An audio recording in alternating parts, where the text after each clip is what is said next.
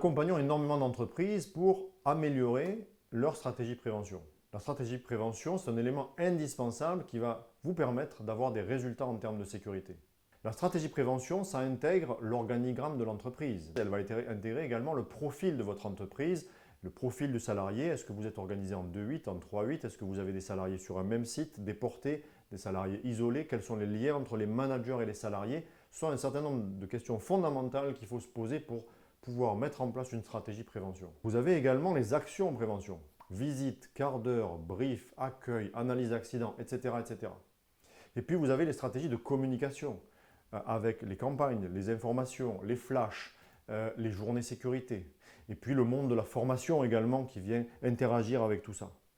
Et on se rend compte que quand vous mixez tout ça et quand vous analysez tout ça, pour le manager qui doit déployer votre stratégie de prévention, parce que c'est bien lui le relais absolu de tout ce système, rien n'est très clair pour lui.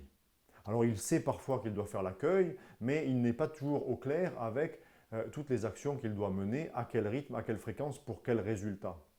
Et puis en plus, on lui a donné des actions à mettre en œuvre qui n'ont pas toujours été très accompagnées. Donc, prenez du recul par rapport à votre stratégie, assurez-vous que les outils de management choisis correspondent bien aux besoins et au système que vous avez en place, assurez-vous que les temps de déploiement nécessaires soient présents et assurez-vous surtout également que tous les niveaux de management soient impliqués dans des actions qui sont concrètes, visibles et récurrentes.